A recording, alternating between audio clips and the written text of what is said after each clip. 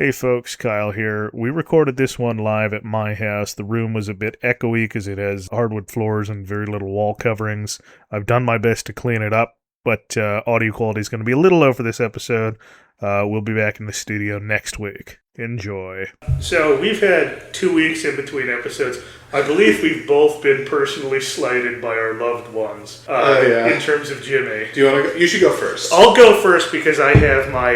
You have your gift here, and we're recording in person again. We are in my house, and you may hear my dog in the background barking because he's not a fan of strangers. The story behind this is I was out antiquing with my mother, and I found this really beautiful mandolin. However, it also happened to come right after we had stopped and gotten ice cream and pie at a local shop. And it was unfortunately the day that I learned, not the hard way because I didn't shit myself, but that I am probably developing lactose intolerance. So I had to vamoose out there, beach sheets to some kind of bathroom. So I didn't end up buying it that day. And a couple days later, my mother was out antiquing, and she saw this fish-looking instrument with some ribs along the sides and a couple of holes. And my mother was like, well, I'll get this to make it up to Kyle because he wasn't able to get the mandolin. Hold his bowels long enough to buy the mandolin.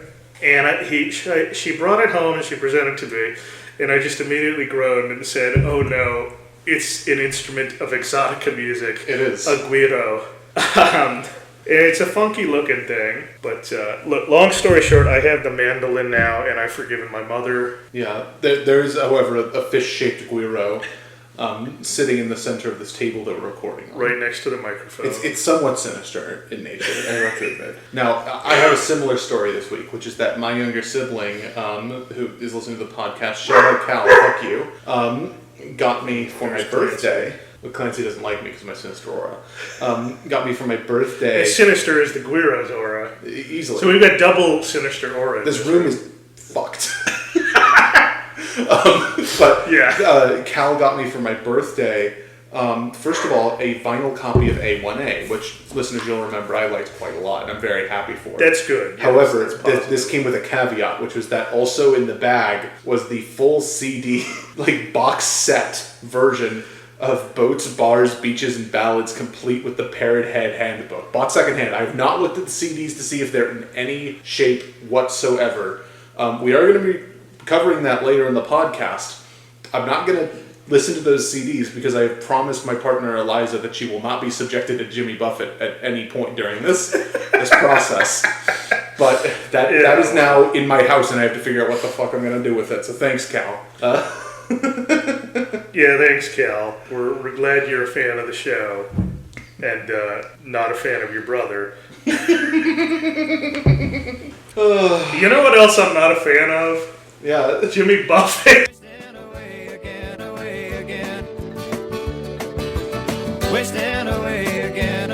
again. Wasting away again, away again. And margarita the bed. It's my own damn fault.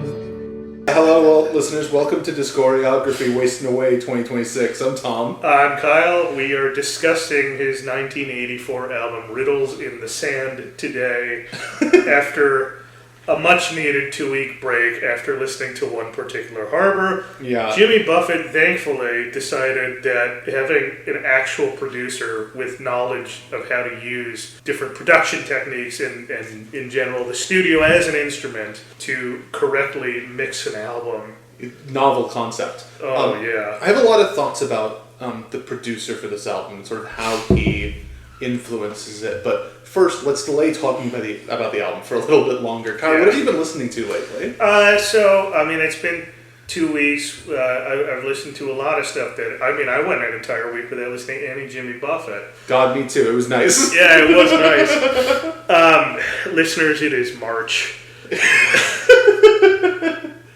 March. I'm 30 years old now and doing a podcast about Jimmy. Yeah, and in 10 years, we'll be doing the look back, the Pirates look at 40.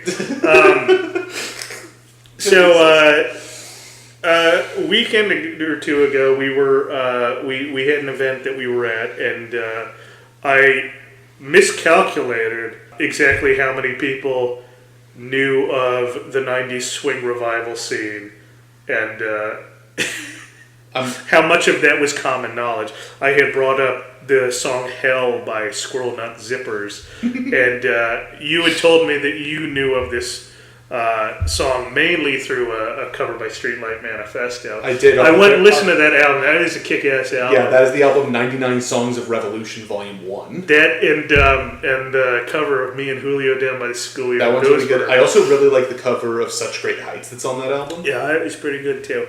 So that's what I was. It's one of the things I was just listening to. The other thing that's been on rotation in my car right now is an album from 1983 that is one of the great. And it's variously described as punk rock, post-punk, alternative rock. Although I think it's a little early for the term to be accurate, and even Celtic rock, which is The Crossing by Big Country. Oh my God! Which is great. Listeners, if you don't know, Big Country was essentially, they came out of the punk scene, and what they decided to do, they're a Scottish band, they used this what was new at the time, this like EBO overdrive thing that essentially vibrated your strings to the point that it sounded like bagpipes when you played the guitar. So that's just real kick-ass stuff. That's a great album. I have not listened to a full album by Big Country, but I know about them because I watched Todd in the Shadows did a One Hit Wonderland episode about the song Big Country. Yeah, In a Big Country. Yeah, In a Big Country. So that's that album. It's really good, and I had a CD version that included that as well as the 4-song EP Wonderland that came out after that. And just that all together, like the 14 songs are just amazing. Personally, I've been listening to a lot of albums that we've discussed on this before. I was driving around a lot with my partner, so I was listening to a lot of Here Lies Love, David Byrne and Fatboy Slim, a lot of December as it ever was, so will it be again, stuff like that. However, related to the reason that I have been down in California, I was driving around with some very old friends of mine. You know who you are. Shout out to Stasha. Hello. And she, in particular, made me listen to, on several occasions, the early 2000s album by former winner of the Chauvinist Pig of the Year award, Paul Anka, Rock Swings. Do you know this? No shit! Okay, not an hour and a half ago, I was standing in a convention hall with Dr. brought this album up and said we should do this for the podcast. Yeah, I just learned about and was made to listen to several songs off of Rock Swings. Yeah, it's an album where Paul Anka does swing covers of several rock songs. Smells Like Teen Smells Like Teen Spirit, Black Hole Sun. Yeah, Eye of the Tiger. It's, oh my God, it's a hell of a thing. Oh my God, Eyes Without a Face, like. Yeah, no, it's. I haven't listened to the whole album, but I listened to much of it, and it was. I cannot believe you said, because you said Paul Anka, and I was like, he's going to mention this album. There's no way he's going to mention this album. Yeah, it was Rock Swings, exactly. Oh, it was the same, Rock Swings, it's the same fucking album I was just told by a former professor of ours to do on this podcast. That's insane. Small. By the way, not a professor that we've had previously or booked in the future for this podcast. No, he's not going to. As far as right now is concerned, he is not going to be on the show. No. But if we do an episode on Rock Swing, I guess I'll have to ask him. I guess we'll have him on for Paul Anka when we do, Chauvinist Pig of the Year 2027 or whatever. Oh my God. Oh my God. Oh yeah, that's right. We had actually covered him being Chauvinist Pig of the Year before. We mentioned it before when we talked about You're Having My Baby. Obviously, we live in a simulation. Oh, we did. Yeah, it came full circle. I'm gonna have to tell him that you just I brought up Rock Swings unprompted. Just so happens. Wow. Okay. Speaking of terrible music. Yeah, folks, we gotta talk about Riddles in the Sand. Okay, so I kind of want to start with the review this week. Okay, yeah, let's do that. I've been busy traveling around and stuff, so I pulled up the old reliable all music review. Okay. By frequent subject of this segment, William Ruhlman this year. Ruhlman. Yeah, for Riddles in the Sand. And his review for all music, he gave it 3 out of 5 stars. And he noted several things about it. He noted that, although his tour numbers are still fine, his record sales have not been doing great. Listeners, on the Billboard, we've had a little bit of a drop-off. It's gone like number 30, number 31, number 59. This one hits number 95 on the Billboard 200. It's really not great, but, he notes various things especially about this album sort of starting to lean more into country with both producer and with certain musical stylings again. He's back in Nashville. He's using session musicians in Nashville. Yeah, not Doyle Grisham, because he hates me specifically.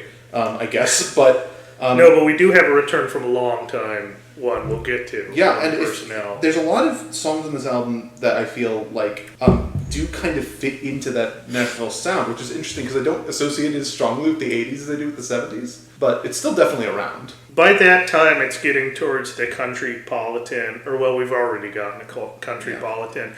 But in this point, outlaw country's gone by the wayside, and what it's really in tension with is that progressive country scene, the Townes Van Zants and the Joe Eli's and Rodney Crowell's of the world. Now, Rodney Crowell's going to hit it really big in 88 with Diamonds and Dirt, and that's going to be the biggest country album of the 80s. And that's very much not the Nashville sound. Yeah. But I want to quote from a fairly large section of this review briefly. William Ruhlman says, quote, "Any good country singer could do something with typical Nashville formula fare like She's Going Out of My Mind, written by Mag McAnally. Who's the Blonde Stranger sounds like another product of a Nashville songwriting session, albeit one probably intended to tailor material. Side 2 has more of the singer's idiosyncratic identity, but that turns out to not be too far from a Nashville style. Although Buffett started out trying to make it as a country singer, he eventually carved out his own niche. Maybe it's a marketing move to try country again, or maybe he never gave up the Music City dream. But why be a second-rate Nashville star when you can be the man from Margaritaville?" I think that's a really interesting perspective to take on this. Yeah, it's also, it's an intriguing question to end on, because I don't have an answer for that, and I would consider that us on this podcast are probably doing the most in-depth, truly academic research on Jimmy Buffett that's maybe ever been done. Maybe outside of writing a full-on biography where you're sourcing from a wide range of sources, and I wouldn't say that any biography of Jimmy Buffett really actually has been particularly academic in nature. But, no, I would say, and even this is realistically often kind of casual. But very casual. We're under the auspices of a music history podcast. Yeah. When I was setting up our Substack, it asked me to do at least 2 categories that we fit into. I did music history and I did comedy because there was not a tragedy option. There was not a torturing yourself option. Yeah. I think this counts as comedy sometimes. So I think that this album fits into a really interesting place in terms of Jimmy sort of reintegrating country. Yeah, I've called this period post Margaritaville up through Songs You Know by Heart, essentially the Jimmy's What the Fuck Do I Do Next period, because there's a lot of times where he is swinging wildly between albums on themes and styles. Yeah, something that really we talked a lot about when we were discussing One Particular Harbor is that album, Jimmy's always had a lot of musical influences, right? That's an incredibly eclectic album in terms of It's extremely eclectic, but it's also, because it's produced so amateurishly, you have all of these, various influences being involved, and it sounds like such a torrid mess, just a din. Yeah. You can't make out individual pieces at all on that album. And sort of I think this album is a production of that, right? Because he's kind of come through this period where he's lost all image control over the past 2 or 3 albums, right? And sort of trying to get that through both as a figure, right? Because he's selling himself as a figure, but also through the sound, we get the main aim of this album, which is Gulf and Western music. Yeah, I think part of that comes from the fact that last album, he was very unfocused, and somehow he hit well on adult contemporary with One Particular Harbor and Brown Eyed Girl. And one particular harbor is not one of the big 8 or big 9, really. So it's not the secret member of the big 8 yet. Yeah, right. It will be. It will be, and I think this is Jimmy's attempt to like capitalize on that for himself and focus himself on what he wants to do. The thing about this album is it's very much not present in the Caribbean. It's not.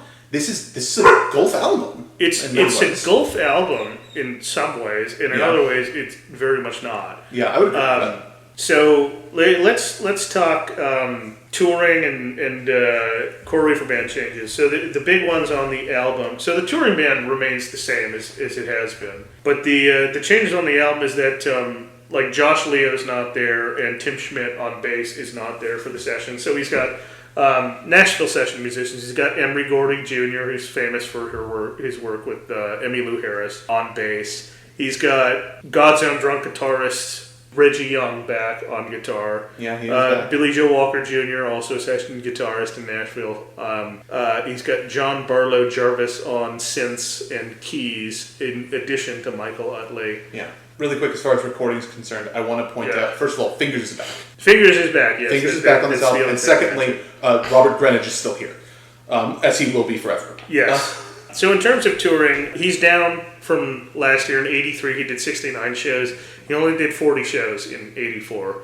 He called it the summer tour, despite it lasting from spring through fall. He had one-off dates in January and after September, when it was mostly April through September. Yeah. So the album hit number 95 on the Billboard 200, but it actually did okay for a country album. It hit number 18 on Billboard's country album charts. That doesn't shock me. 3 singles hit on the country charts. Only one of them hit the top 40, which was Who's the Blonde Stranger at 37. But When the Wildlife Betrays Me at number 42 and Begin the Both of Us at number 58. Big thing to note about songwriting on this album is that he doesn't write any of the songs on his album. He's co-writing on all of them, except for the ones that are just complete covers. Yeah, there's 2 songs on this that his hand is not on at all. So when we go through these, just as a blanket general thing, unless I say otherwise, the songs are written by the team of Jimmy Buffett, Michael Utley, and Will Jennings. Yeah. Now, Will Jennings, he's just a Nashville songwriter guy. He co-wrote a lot of stuff. I'm blanking on the big one right now because I didn't write it down, and I literally was just reminded of it like 2 hours ago. Well, he was produced Paul Anka's Rock Swings. Did he? No, he didn't. I was just talking bullshit. I just thought it would shock you for a moment. Oh, jeez. I just thought it would give you a heart attack. That's surreal. That's not true, but could you imagine if it was? Oh, that'd be insane. That'd be a real, like, oh boy. The guy from the Buggles doing Kiss from a Rose situation. Oh. Anyway. Okay. Shall we get into the songs then? Yeah, I suppose we should. So, this album opens with the only song on the album that I've even heard of before, which is Who's the Blonde Stranger? Who's the Blonde Stranger? And I want to note immediately, this album's much better produced than One Particular Harbor. Yes, yeah, it is. It sounds like normal music and not like some sort of bizarre, like you threw a bunch of instruments in a trash can and rolled it downhill. We're not going to have a Secret Hero Award this week, but if there was, the Secret Hero Award would be One Particular Harbor for making this album look so much better than it really is. But we can't get One Particular Harbor. No, of course we're not. No. Of course we're not. I put a note that like any song that I talk about positively on this album is like graded on a curve. There are 2 songs on this album that I think are okay, not graded on a curve. I think I would agree with that. There's definitely at least one I can think of. I still wouldn't put it like super high, but not bad. So this is not one of them. Yeah. This is Who's not the Blonde Stranger, written by our songwriting team from before, plus Josh Leo, the guitarist. I'm assuming that's the guitar work that he's credited for. Yeah. Scores a 6 on the Margarita scale. That's not shocking to me. No, not shocking at all. It's kind of a fun song. I think it's a little obnoxious. I think it's really obnoxious because I think of it as a worse version of Escape by Rupert Holmes. It is, and that's not a song I like already. Because the whole point is that like they're cheating on each other, and then the big joke is that they get back and he's like, Who's the blonde stranger? She's just like, who's your blonde stranger? Yeah, who's it's Dan, like, who's oh, me? but the joke is better served in when they're trying to cheat on each other with each other. Yeah, exactly. No, that's so good. Exactly. That is a good bit.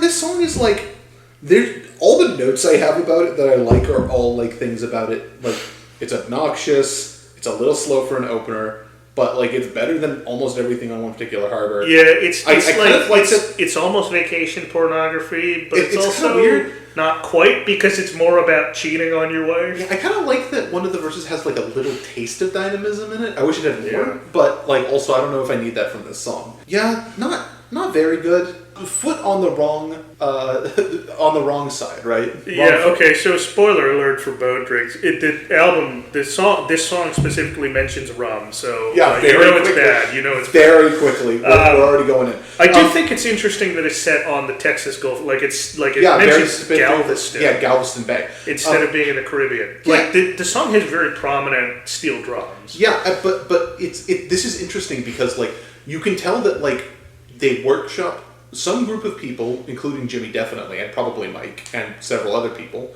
definitely workshopped what their vision for Gulf and Western music was, right? Yeah. And this is like, you know, we've talked about how previous, like, albums had that title, but it's kind of like, you know, retroactively applied to them, because that's not a genre that it existed yet, because it wasn't invented until this album. Well, yeah, so if you think about it, like, in comparison to One Particular Harbor. Yeah. It's like on One Particular Harbor, he's got the shot. He just hasn't focused the lens. Yeah. Because that song is so overindulgent with the Tahitian choir, plus like this long drawn out like steel drum solo. Yeah. In addition to all of this other shit going on. And the fact that it's not mixed well. Yeah, the pieces are there though. And it's like, the thing is that like this, like the sounds that make up Gulf and Western are sounds that Jimmy's just already had for a while. They just haven't like figured out what to call it yet. And so I guess it's not shocking that it's like, well, this song's not very good, right?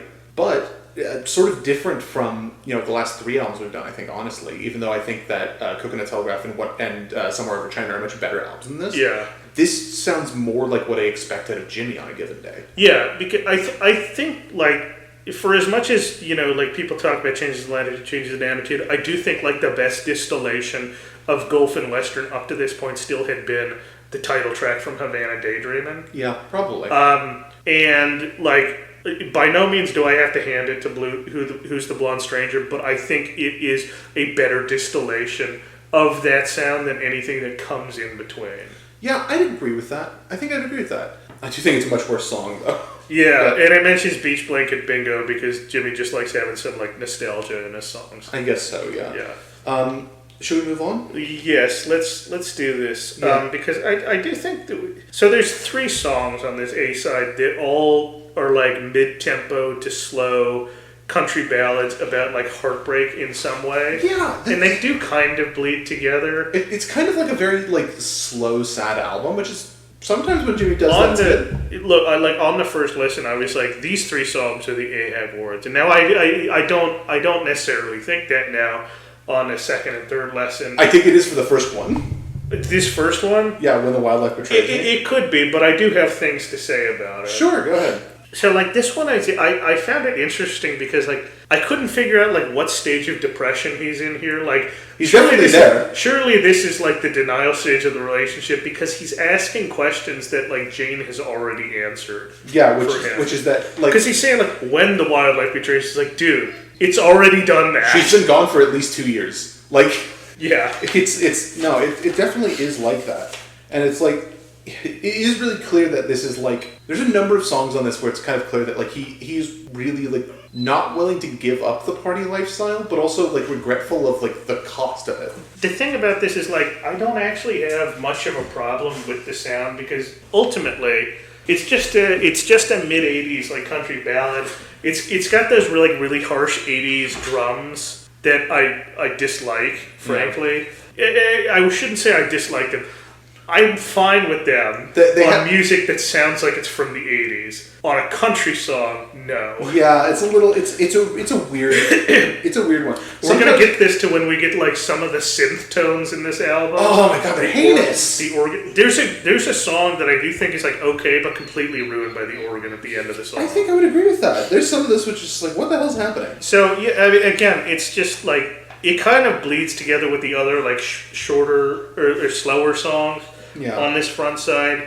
So I think, I have a hard time distinguishing the 3 of them, but I do remember a little bit of each of them. I will say, there's at least one of them that I think is better than the other 2. It's definitely one of the ones I think is good on a curve. Right? Oh, so definitely. I mean, we've already gone through the one that Jimmy wrote, so it's one of the ones that Jimmy did not write. Yeah, it's one of the ones that Jimmy didn't write. Yeah. I think one of those is good on a curve. All right, shall we move on to what I think might be my least favorite song on the album? It's down there. I don't really know what to make of it. I think there's... So Ragtop Day, the first thing I say is who let Jimmy do a boogie? Yeah, I think it probably is.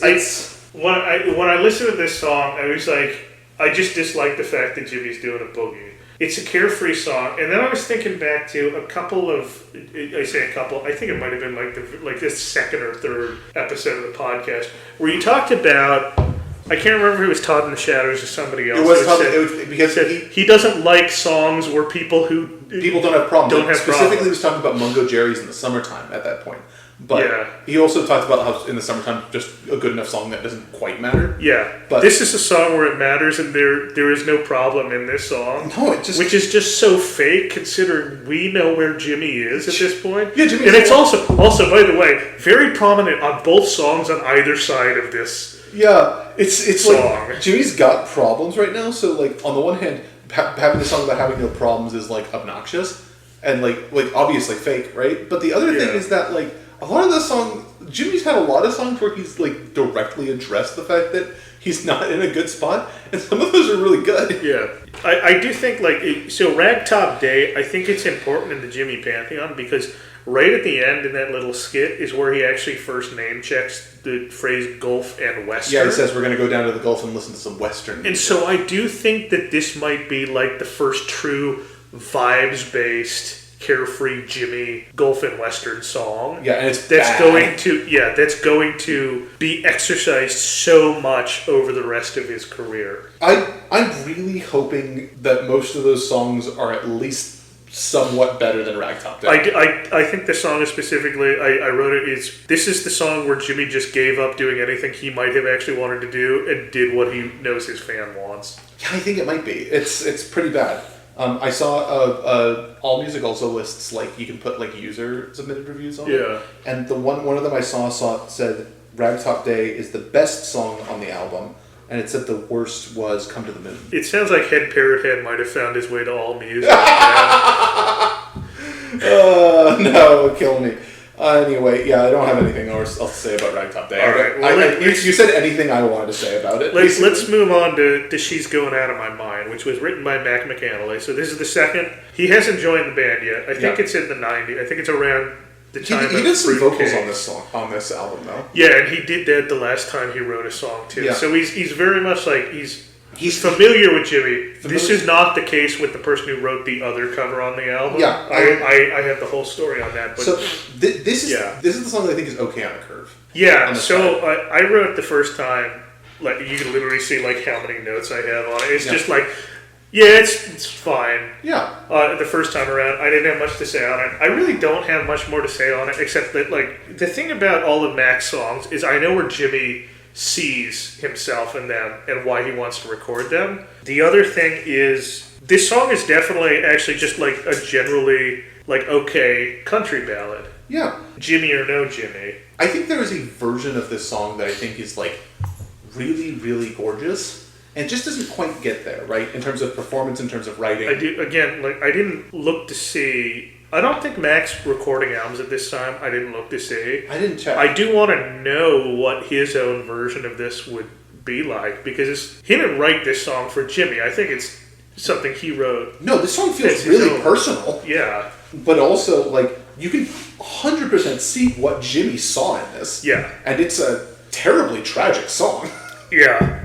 Which I think is, like, a lot of what I enjoy about it is that, like even if I think the recording doesn't quite get there and the writing's a little bit, like, there's nothing necessarily wrong with it. I feel like it just doesn't get there. Yeah, well, but like even so, you can tell that like you can feel the emotion that Jimmy puts forth in it, right? You can tell he sees something in it. I think part of it is that we've both been very positive about Jimmy doing country music in the past because Jimmy's a genuinely okay country artist. He's alright. In some ways, in terms of like outlaw country, he's actually fairly good. We talked a lot about also that like Jimmy's not a great singer sometimes. And country's a good genre for people who aren't great singers.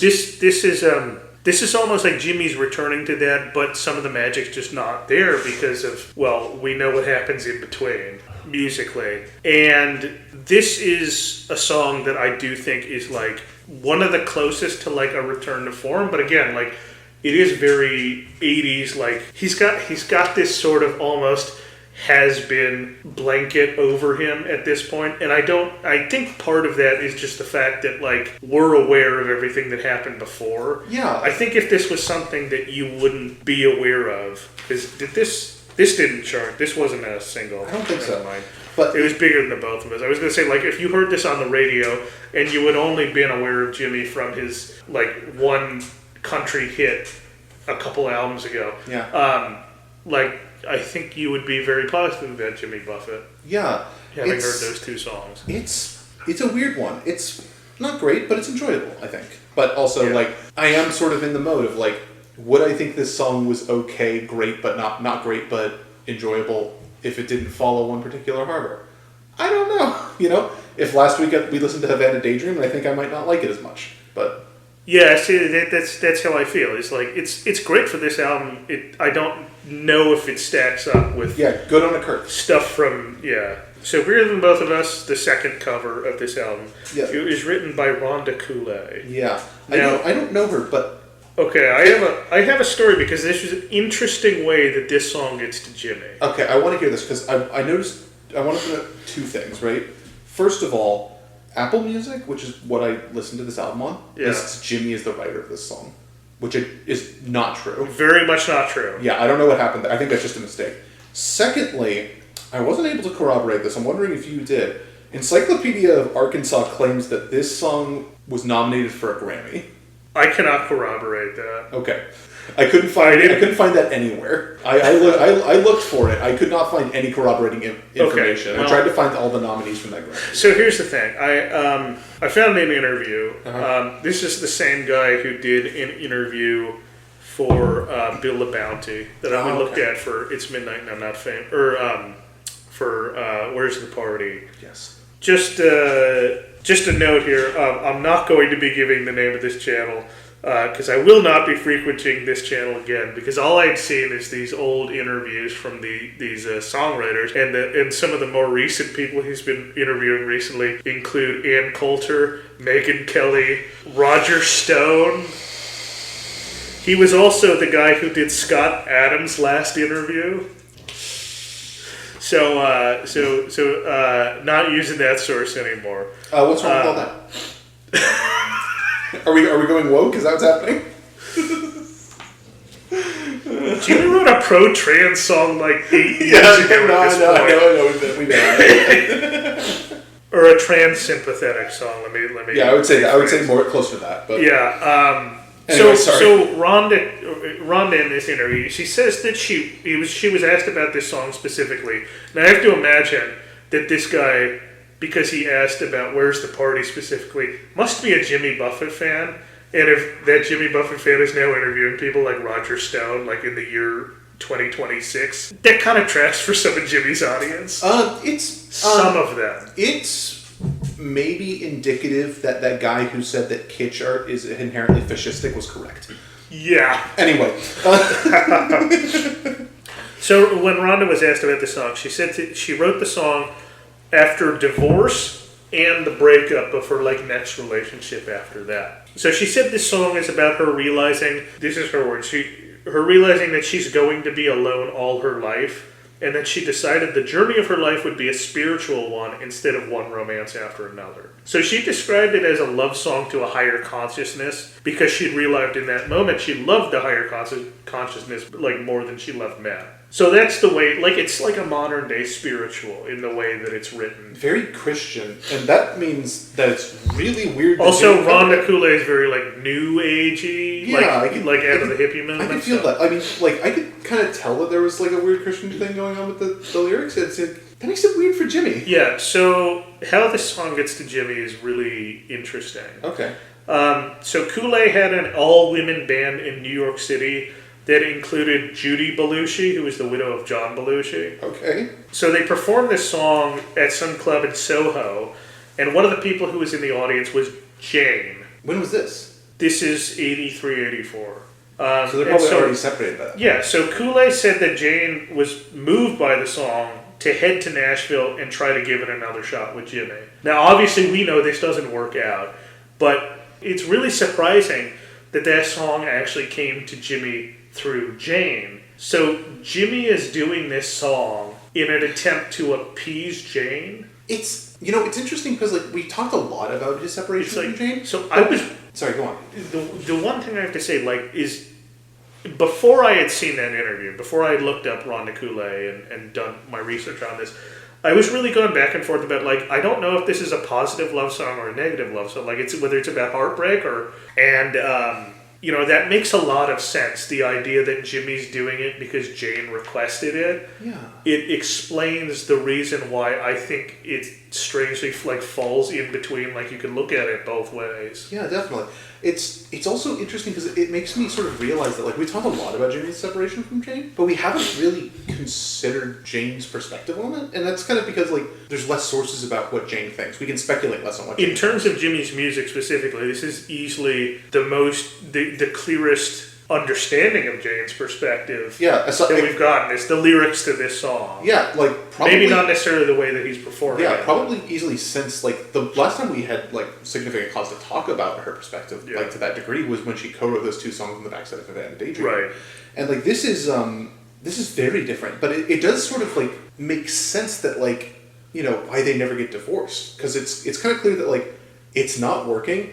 And they both kind of still really want it to, but they just both know it's not. So, interestingly enough, Kool-Aid had said, and she gets a couple things wrong. She had said that they had been separated for 7 years. I think she had meant married because that's about the time that it works out too. She said that Jane had said that the divorce had not gone through yet, but that she had hinted at a divorce. So it's possible they were at this point, and it just never did go through. It's possible. So the other thing I have to say is that I looked up this song because after seeing that interview, I wanted to see if I could find Rhonda Cooley performing it. I couldn't.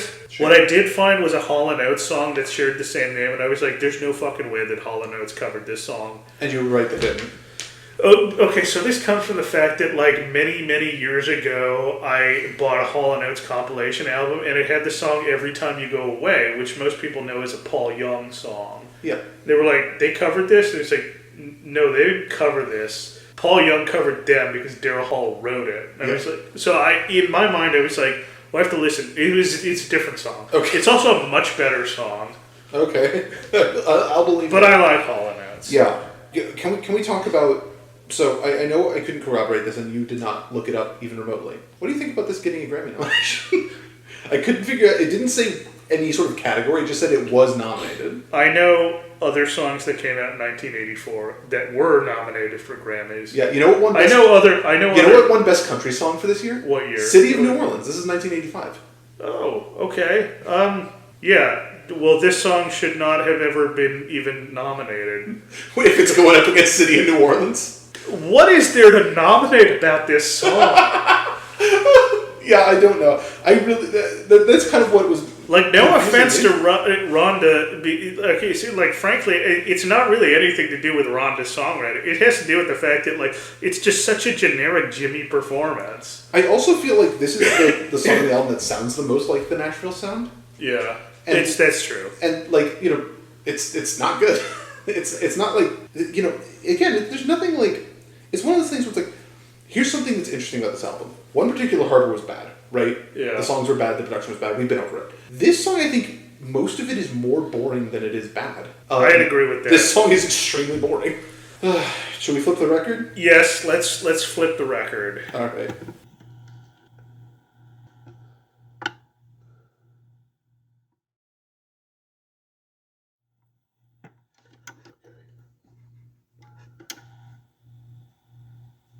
I think the song that the B-side starts with is my least favorite song to listen to on the album. Okay, no, I do agree with that, actually. Yeah, this is Knees of My Heart.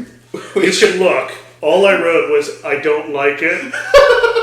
And Jimmy needs to get better with his anatomy and metaphors, because this one also sucks. Here's the entirety of my notes on it. It reads...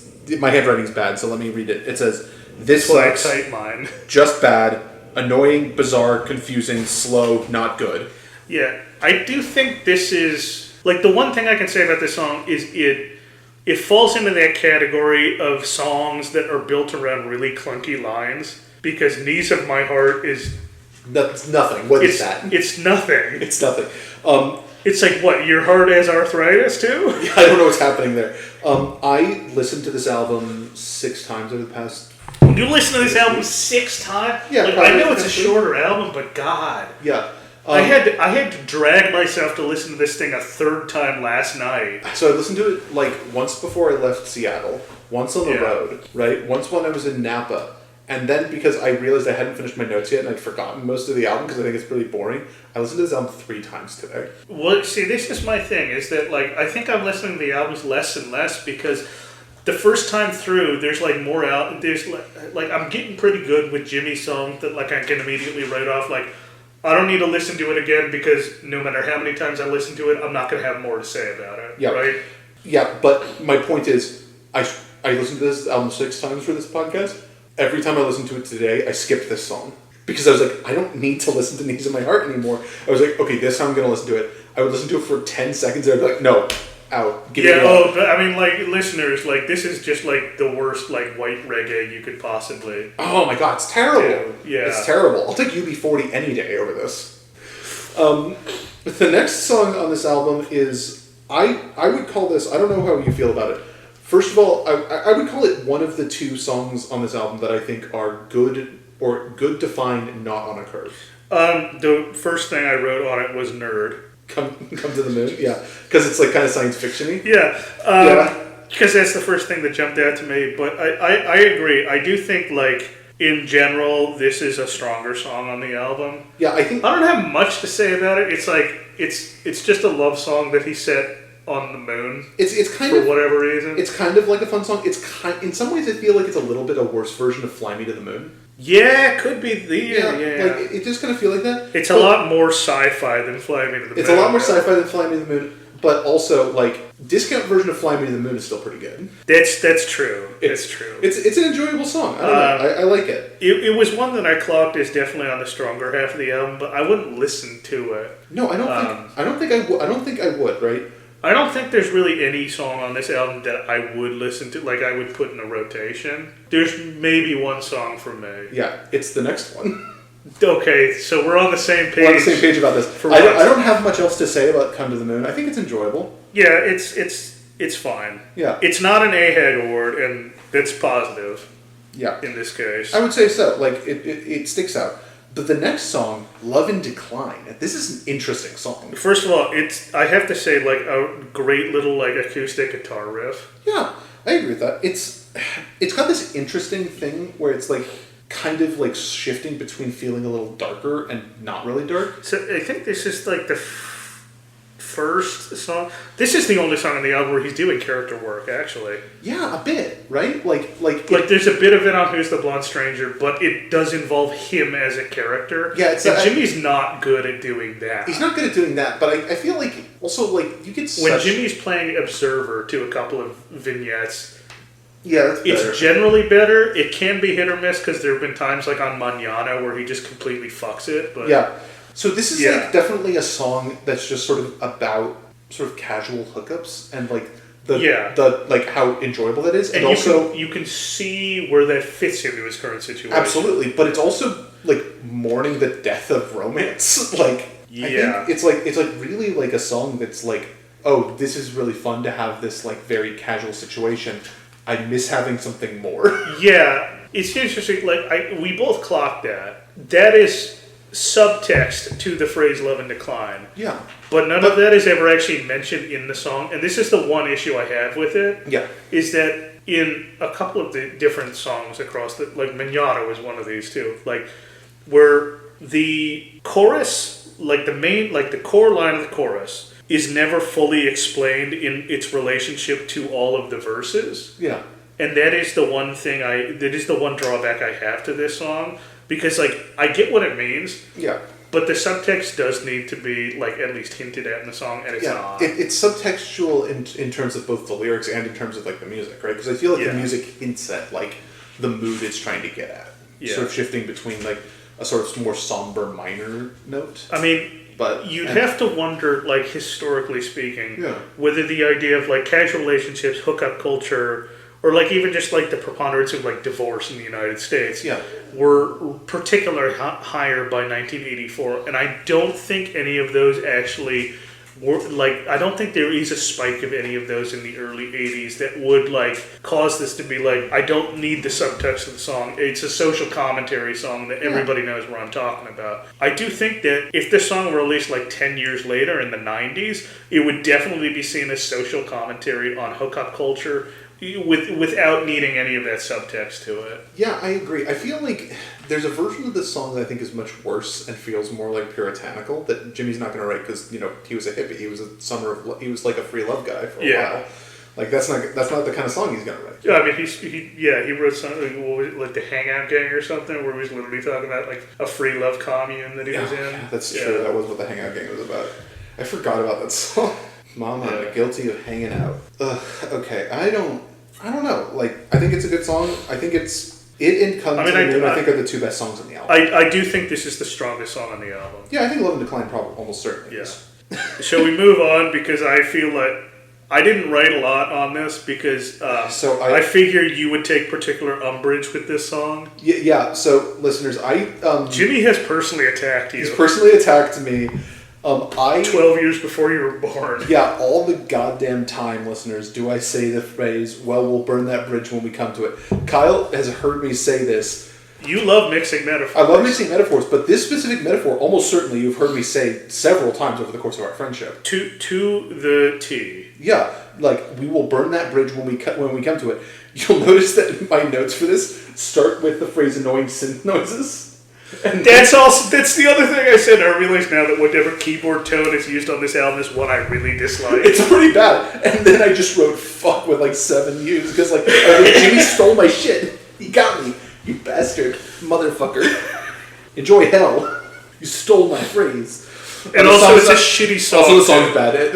We shouldn't skip over that. I almost was like, okay, there's nothing else to talk about. And I was like, no, wait, hold on, the song's bad. Yeah.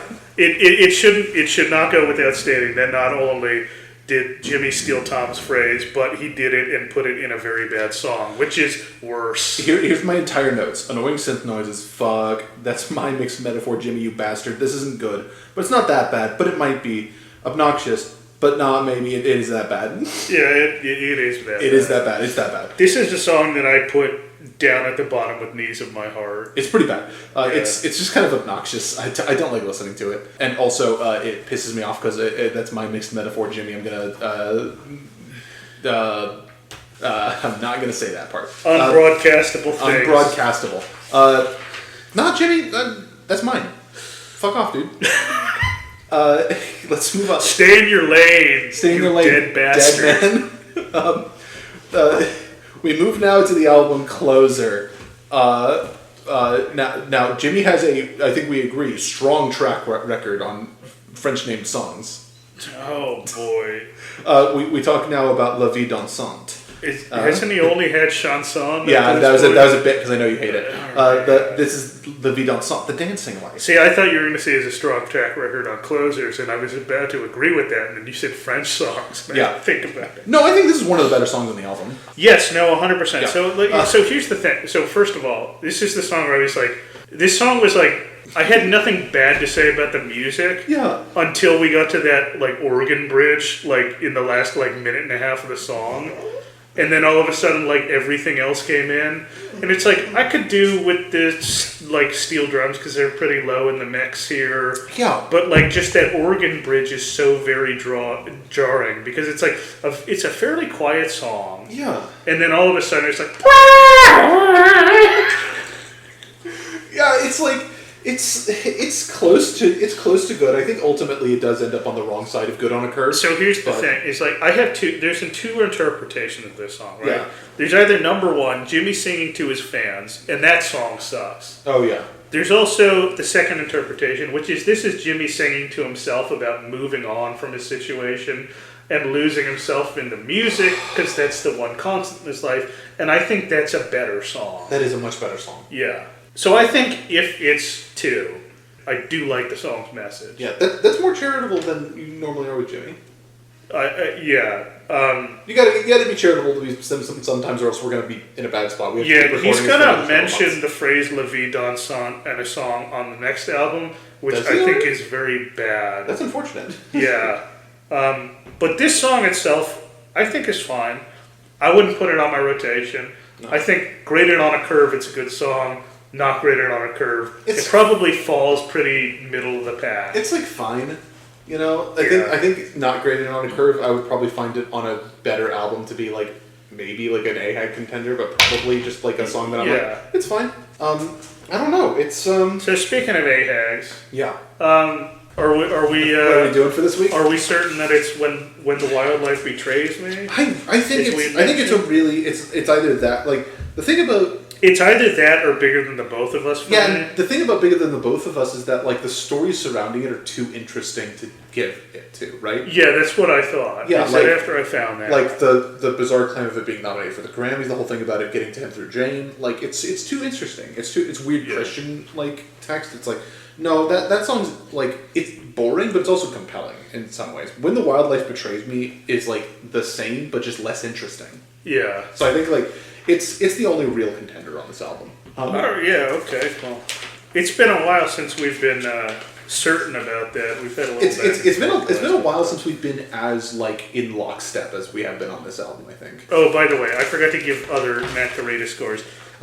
Knees of My Heart has a 6.5. That's fucked up. And Ragtop Day has a 6. And I think it makes sense that those are the only three, those two and Who's the Blunt Stranger, those are the only ones that are heard at the Margaritaville. Not my feet on the song. Nope. I think it's a little too slow for the Margaritaville. Yeah, probably. That's You gotta remember that, like, he went to Paris is, like, really low on the scale, too. And I think that's mainly because it's just slow. yeah. Sometimes this podcast makes me very sad. Listeners. Tom has, like, the saddest look on his face right now when I told him that I'm just. he went to Paris is slow. It just makes me sad. What are your thoughts on this album? It's really hard to say whether I like this album better than the last album because the last album was that bad, or because like it's an actually okay album. I really think this might be the most middle of the road Jimmy album we've had so far, because it's got essentially an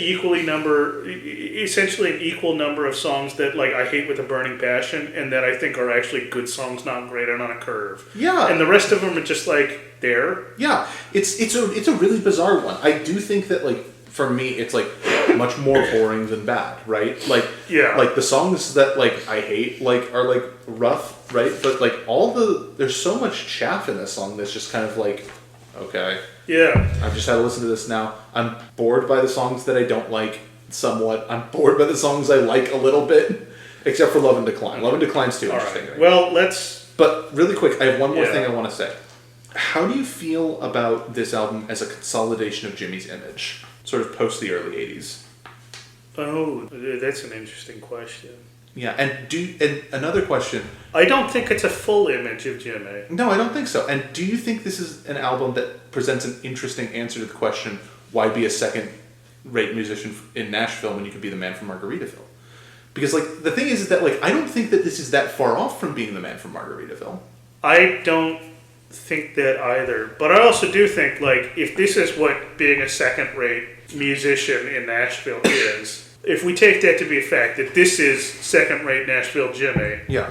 I can see why he would rather make the choice to be the man from Margaritaville. Honestly, because this album is just so, it's dull. just right? so, yeah, It's blasé. If this is what being second, like being something that sucks that is unique is always going to be more interesting to me than being something that's like okay, but is like there's a million of them. Yeah. And that's kind of what this album says to me. Is like a lot of the country work on it is really boring and dull because there's a billion people doing that boring and dull country music. Well, and there's only one Jimmy. For a different perspective, I think we'll turn back the clock 26 years to June 11th, 2000. Is this Headparrothead? Where our friend Headparrothead wrote Alright, let's this. see what this motherfucker had to say, huh? If any of Jimmy's albums exemplify the term Gulf Western, this is the one. Not really wrong so far. Not really wrong. In fact, the cover is a dead giveaway that Jimmy is about to change course again. Also, again, not wrong. Yeah, he's got a cowboy hat on. He's got a cowboy hat on. He's next to a life preserver. He's on the dunes holding a guitar. It's called Riddle in the Sands, fucking stupid. It's a weird title. It's a weird title. We didn't talk about that. It's a weird title. Yeah, we didn't talk about that. There's no... Jimmy doesn't do riddles. He's not a riddle guy. He only talks about sand during Who's the Blonde Stranger. I think it's the only mention of sand on the album. The term Gulf Western is appropriate for Riddles in the Sand, but maybe country calypso would be better, since every song is either country, calypso, or a mixture of both. This album is also an open door to Jimmy's personal life from beginning to end. I don't think that's entirely true. We've talked about how there are a couple songs, Ragtop Day being one of them, that's very fake. Yeah. Marital problems and midlife crises flow through its veins like illegal narcotics. Not wrong. Not wrong. Are you looking for infidelity? Look no further than Who's the Blonde Stranger, Ragtop Day, Knees of My Heart, Burn That Bridge, and of course Love and Decline. And Headparrothead seems to not understand what, at least two of those songs are about. Well, Ragtop Day has that line during the end during the spoken word section where she's like, is that your husband in that station wagon with all those kids? Yeah. Let's get out of here. Love and Decline definitely, he literally... No, Love and Decline goes straight over his head. Okay, yeah, of course. And of course he says, and of course Love and Decline, the anthem for infidelity. I don't think that's what the song is. Yeah. Are you looking for denial or indecision? Try When the Wildlife Betrays Me and She's Going Out of My Mind. I don't think She's Going Out of My Mind would be denial. When the Wildlife Betrays Me, definitely is. There seems to be a sense of guilt in Burn That Bridge. Do you get guilt out of that song? I don't get guilt out of that song at all. Okay. Bigger Than the Both of Us, Come to the Moon, and La Vie d'un Song, French for Follow the Dancing Life. It is not French for Follow the Dancing Life. It is French for The Dancing Life, yeah. All seem to offer up feelings of acceptance and hope that it was all a big mistake or some misunderstanding. Clearly, this album does not follow the same course as its predecessor. But if Jimmy sailed the same waters all the time, he'd eventually find his way into the windless doldrums. And while some will say that Riddles in the Sand is a poor album, Jimmy must have done something right with it, because 3 of the songs made the country charts. It went as high as 55, he means 58, 42, and 37. Now, see, the thing is that, I think most of this album review I agree with. Yeah, this is the most I've agreed with Headparrothead. Score 5 of 5 Coronas. I'm going to kill him. I think this is the most I've agreed with the Headparrothead album review, maybe, any that we've read so far. I think the closer we get to, the more medium Jimmy album, the closer Headparrothead moderates to a general, common sense opinion. Yeah, it seems like that. But as soon as we get to the best albums that he does and the worst albums he does, he's just going off the rails. Yeah, I just don't understand how you put 5 on this. It's just so dull. Yeah, considering he put 3 of 5 Coronas for on... Havana Daydreamin', was it? I think 3.5 for Havana Daydreaming, and 3 of 5, which is his lowest so far, for Somewhere Over China. Yeah, I think we just have different tastes from... Well, I think this fellow is also just objectively wrong. Yeah, no, he is. Let's talk about steel drums. Let's do steel drums. He went to Jimmy, looking for steel drums, bothering him so. Well, steel drum killed his lady, left him with only one question. Which way do I steer for my steel drums? So, this is such an interesting album musically. You would almost expect that, because it's a big reinvention of Jimmy, his image, aesthetically, his sound, right? And, there was a part of me that was that album is going to have steel drums on every goddamn song, right? And there was, doesn't. 4 songs? Yeah, something like that. I didn't count them, but, it's not as endemic as Who's you might the Blonde expect. Stranger? So... Who's the Blonde Stranger? Knees of My Heart. It's on Burn the That Bridge. Song. And then at the end of La Vie d'un Song. So I think that's just. I think 4. that's it. It's an interesting steel drum. That's okay. It's used much more judiciously than I expected. If you're gonna have Robert Greenwich in your band, yeah. You're gonna have to the guy. To be fair, regardless of what we think about steel drums on a Jimmy song and how he uses them, Robert Greenwich is a good steel drum player. Yeah, I agree. And so, if you're gonna have him in your band, if you're gonna pay for him to be in your band, gotta fucking use him. Yeah, and it's so I think 4 out of 10 songs on that album. Not bad. It's okay. Yeah, and ultimately, I feel if one particular harbor felt like all of the disparate styles of Jimmy's entire situation were just sort of fighting each other, this is an album that kind of feels like, for all of its faults, it does somewhat succeed at remarrying those. Yeah. Right? It's like, this feels like the Gulf and Western project, I think, succeeds. He is trying to refine what he was doing on one particular harbor. Yeah, and that's really like the note. You know, it's obviously it's great to see like Fingers back again. Yeah. And like aside from like musically, aside from the like weird synth noises. Yeah, I mean the drums get a little heavy 80s for what he's doing. The drums are weird. We talked about the 80s drums. Again, like on a curve. Everybody else, literally everybody after Thriller is struggling to deal with their drum sound. Yeah, it's weird because like it really feels like probably who's the fellow who produced this again? I didn't write it down. I didn't write it down either. Some Nashville bastard. Some phrase is telling me Jimmy Iovine. I know it's not Jimmy. It's not Jimmy Iovine. It's like, but it's like Jerry Bowen. Jimmy Bowen. It's not Jimmy Bowen. Riddles. Something Bowen. Todd Bowen? Jerry Bowen. Ringo Bowen. George Paul. George Paul. Jimmy Bowen. Jimmy Bowen? Jimmy Bowen. Fuck. Alright, Jimmy Bowen. You know, something tells me that, like, somebody who just had some, like, good common sense who hasn't been in, like, kind of a Jimmy-shaped echo chamber for a while, like, came in and said, let's think about how we use these musicians, how we use these instruments, and where we use them, right?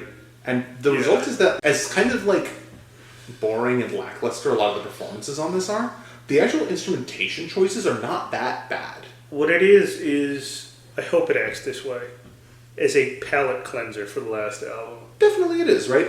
The concept of like Gulf music, for me, I think largely because of Jimmy, is sort of inextricable from like pedal steel used in like a slack key fashion, right? And so like, I'm hoping we get more pedal steel on like future albums.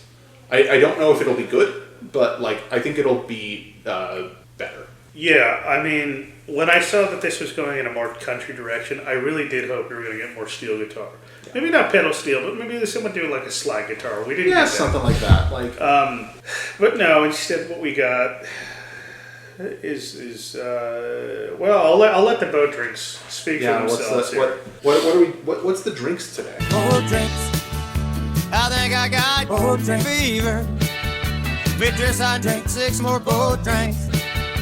Beatrice, I drank 6 more boat drinks. Beatrice, I drank 6 more boat drinks. Beatrice, I drank 6 more boat drinks. Somebody sound the alarm. So, it's an interesting one. So we've got Robin, who's the blonde stranger. I had mentioned this before. Don't like the idea that Rum is in double digits now. We've got in Ragtop Day. We got a mention of Cool One, so we have a beer. That's probably beer, yeah. That's normal. And then in Love and Decline, we have the return of Gin, the second. Oh. It hasn't been mentioned since Grapefruit Juicy Fruit. So only the second mention of gin. It's an interesting place to pull gin back into the equation. Also, because I always find it surprising he doesn't use gin more, because like when you think about like some of the alcohol he uses, it's always like, how am I going to rhyme year or here or tier? Oh, I'll rhyme it with beer. How am I going to rhyme time or line or sign? Oh, I'll rhyme it with wine. And so you'd think that, like, gin would be in the same category of, like, how am I going to rhyme it with in or win? Gin. Yeah, get right? gin in there. Yeah.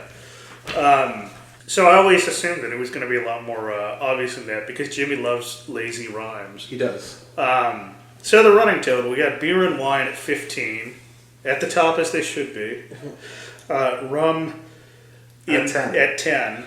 Ugh. 7 cocktails, comprising 1 Bloody Mary, 1 Margarita, 1 Havana, 2 daiquiris, 1 Purple Passion, and 1 Cajun Martini, 5 whiskeys, 2 gins, 2 tequilas, and 1 scotch. Listeners, I've just thought of a drinking game which you put on an album and then you drink a cup of whatever Jimmy mentions during the course of the album. You have to finish it before the album's over.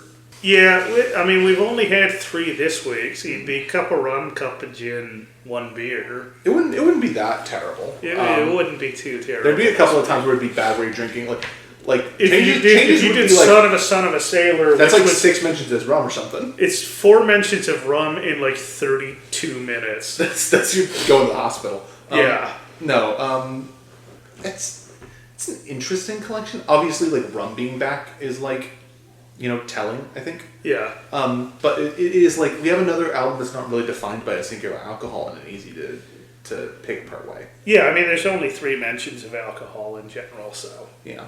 Yeah. I think generally we're going to be getting less mentions of alcohol. I think so. Like, we are definitely like, this is an album where Jimmy has really tried hard to sort of reinvent the image, right? And I think that, like, we talked a lot about, on Coconut Telegraph, like, he's matured a lot, right? And this is an album where it kind of feels like he sort of married the maturity with his previous image. His playfulness. More successfully, right? And that sort of means that you got to abandon the hooligan a bit, right? It's not really, like, infidelity as a young person is, like, that's a middle-aged sort of thing, I think, more often. The way that Jimmy's singing about it. We're leaving the party and we're moving towards, orgy? I guess so, I don't know. That's Listeners, wrong. I apologize if you were for ever putting at that an orgy in. with Jimmy, please leave a comment and let us know. No, I don't know. It's an interesting album. I don't think it's very good, but it's not. It is a palate cleanser. It's just not as bad as the last one was, and I'm thankful for that. I do think that there's not in that run. In the run we've had since Changes. Yeah. I do think it's like a top 3 out of those. I do think I like it more than like Son of a Sailor or Volcano. I don't think I like this album more than Son of a Sailor. Like, you got to think about, like, this does not have, like, Son of a Sailor has It doesn't have the last line. It doesn't have the last line on it, right? Or, like, Coast of Marseille. Yeah. Like it's... That is a good point, yeah. It's better than a lot of the worst stuff. I think this is a better album than Changes. Oh, hold on, do I? I don't know about that. No, it's better than Changes. Yeah. It's better than Changes. It's more consistent than Changes. And Volcano, yeah. So let's see, what we got? We got Last Mango in Paris next week. Next week is Last Mango in Paris. Last Mango in Paris. We will see you guys next week for that. Yeah. But for now, I've been Kyle. I've been Tom. And this has been Dischoreography Wasting Away 2026. Play us out, Jimmy. Wasting away again, away again. Wasting away again, away again. Wasting away again, away again. And Margarita the Bell. It's my own downfall.